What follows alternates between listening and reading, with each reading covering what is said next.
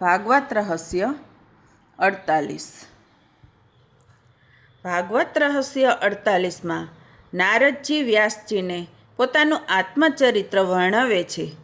આ કથા મુજબ નારદજી ઓછું બોલતા, સેવામાં અત્યંત સાવધાન રહેતા અને વિનયી સ્વભાવના હતા, જેનાથી ગુરુદેવે તેમના પર ખાસ કૃપા કરી હતી।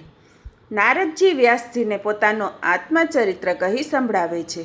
હું ઓછું બોલતો, સેવામાં સાવધાન રહેતો અને વિનય રાખતો। મારા ગુરુદેવે મારા પર ખાસ કૃપા કરી અને વાસુદેવ ગાયત્રીનો મંત્ર આપ્યો। સ્કંદ 1 અધ્યાય 5 શ્લોક 37 એ વાસુદેવ ગાયત્રી મંત્ર છે। નમો ભગવતે તુભ્યમ વાસુદેવાય ધીમહિ પ્રદ્યુમ્નાય નમઃ સગર્ષણાય ચ। 4 મહિના આ પ્રમાણે મેં ગુરુદેવની સેવા કરી। 4 મહિના પછી ગુરુજી જવાની તૈયારી કરવા લાગ્યા। ગુરુજી હવે જવાના તે જાણી મને દુઃખ થયું। ગુરુજી એકાંતમાં વિરાજતા હતા, ત્યાં હું ગયો। સાષ્ટાંગ પ્રણામ કરી મેં ગુરુજીને કહ્યું કે મને આપ સાથે લઈ જાઓ, મારો ત્યાગ ના કરો। હું આપના શરણે આવ્યો છું, હું આપને ત્રાસ નહીં કરું। મને તમારી સેવામાં સાથે લઈ જાઓ, મારી ઉપેક્ષા ન કરો। મારા ગુરુદેવ મહાજ્ઞાની હતા, પ્રારબ્ધના લેખ તે વાંચી શકતા હતા। ગુરુદેવે વિધાતાના લેખ વાંચી મને કહ્યું કે તું માતાનો ઋણાનુબંધી પુત્ર છે। આ જન્મમાં તારે તેનું ઋણ ચૂકવવાનું છે, માટે માનો ત્યાગ કરીશ નહીં। તું તારી માને છોડીને આવીશ તો તારે ઋણ ચૂકવવા ફરીથી જન્મ લેવો પડશે। તારી માનો નિસાસો અમને પણ ભજનમાં વિક્ષેપ કરશે, માટે તું ઘરમાં રહી પ્રભુનું ભજન કરી શકે છે। નારદજી કહે છે, આપે કથામાં એવું કહ્યું હતું કે પ્રભુ ભજનમાં જે વિઘ્ન કરે તેનો સંગ છોડી દેવો। પ્રભુ ભજનમાં જે સાથ આપે, ઈશ્વરના માર્ગમાં આગળ લઈ જાય તે જ સાચા સગા સ્નેહી। ભોગવિલાસમાં ફસાવે એ સાચા સગા નથી, શત્રુ છે। હું કથા સાંભળું, જપ કરું તે મારી માને ગમતું નથી। મારી માની ઈચ્છા છે કે મને સારી નોકરી મળે, મારું લગ્ન થાય, મારે સંતાન થાય। સંસારી માતા પિતા સમજે છે કે સંસારમાં જ સુખ છે અને તેમની બસ એવી જ ઈચ્છા હોય છે કે મારો પુત્ર પરણીને વંશવૃદ્ધિ કરે। તેમને એવી ઈચ્છા થતી નથી કે મારો પુત્ર પરમાત્મામાં તન્મય થાય। અરે, વંશવૃદ્ધિ તો રસ્તામાં પશુઓ પણ કરે છે, તેનો અર્થ શું? મારી માં ભક્તમાં વિક્ષેપ કરનારી છે। સગાઓ તો દેહના સગા છે, આત્માનો સંબંધ પરમાત્મા સાથે છે। આપે કહેલું કે આત્મા ધર્મ અને દેહ ધર્મમાં વિરોધ આવે ત્યારે દેહ ધર્મનો ત્યાગ કરવો। કૈકેયીએ ભરતજીને કહેલું કે તું ગાદી પર બેસ, માની આજ્ઞાનું પાલન કરવું એ પુત્રનો ધર્મ છે। તેમ છતાં ભરતજીએ માનો તિરસ્કાર કર્યો, પણ ભરતજીને પાપ ન લાગ્યું। માનો સંબંધ શરીર સાથે છે, પણ રામજીનો સંબંધ આત્મા સાથે છે। પ્રહલાદજીએ પણ પિતાની આજ્ઞા માની નથી। આવું બધું આપે કથામાં કહ્યું છે। મારી માના સંગમાં રહીશ તો તે મારી ભક્તિમાં, ભજનમાં વિક્ષેપરૂપ થશે। મીરાબાઈને લોકોએ બહુ ત્રાસ આપ્યો ત્યારે તે ગભરાયા।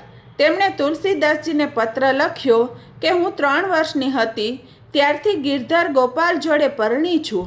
આ સગા સંબંધીઓ મને બહુ ત્રાસ આપે છે, મારે હવે શું કરવું? તુલસીદાસે ચિત્રકૂટથી પત્ર લખ્યો કે કસોટી સોનાની થાય છે, પિત્તળની નહીં। તારી આ કસોટી થાય છે।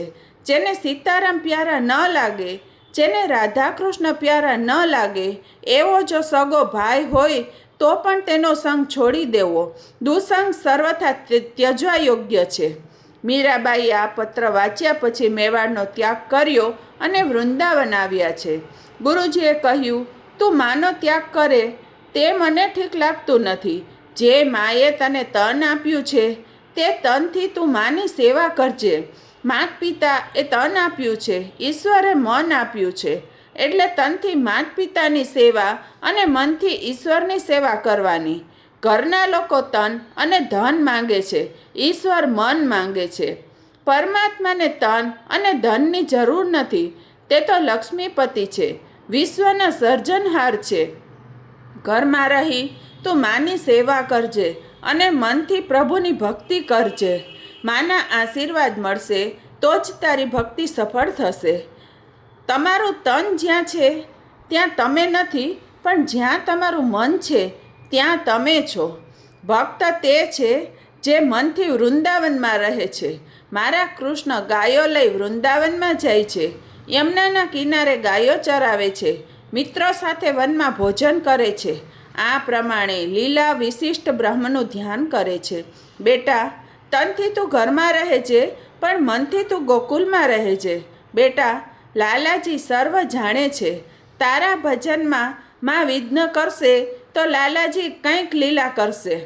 ભક્તિમાં વિઘ્ન કરનારનો ભગવાન નાશ કરે છે. કદાચ તારી માને ઉઠાવી લે, અથવા તારી માની બુદ્ધિ ભગવાન સુધારશે. ઘરમાં રહે છે અને મંત્રનો જાપ કરજે. જપ કરવાથી પ્રારબ્ધ ફરે છે. જપની ધારા તૂટે નહીં તેનો ખ્યાલ રાખજે. મેં ગુરુજીને કહ્યું, આપ જપ કરવાનું કહો છો, પણ હું તો અભણ દાસીપુત્ર છું. જપ કેમ કરીશ? જપની ગણતરી કેમ કરીશ? ગુરુજીએ કહ્યું, જપ કરવાનું તારું કામ છે. જપ ગણવાનું કામ શ્રી કૃષ્ણ કરશે. જપ તું કર અને ગણશે કનૈયો. જે પ્રેમથી ભગવાનનું સ્મરણ કરે તેની પાછળ પાછળ ભગવાન ફરે છે. મારા પ્રભુને બીજું કંઈ કામ નથી. જગતની ઉત્પત્તિ, સંહાર વગેરેનું કામ માયાને સોંપી દીધું છે. જપની ગણતરી કરવાની હોય નહીં. જપ ગણશો તો કોઈને કહેવાની ઈચ્છા થશે. થોડા પુણ્યનો ક્ષય થશે. 32 લાખ જપ થશે તો વિધાતાનો લેખ પણ ભૂસાશે. પાપનો વિનાશ થશે. 32 લાખ જપ થશે એટલે તને અનુભવ થશે. મંત્રથી જીવનો ઈશ્વર જોડે સંબંધ થાય છે. શબ્દ સંબંધ પહેલાં થાય છે, પછી પ્રત્યક્ષ સંબંધ થાય છે. મિત્રો, આવતા વિડીયોમાં ભાગવત રહસ્ય 49 દર્શાવવામાં આવશે.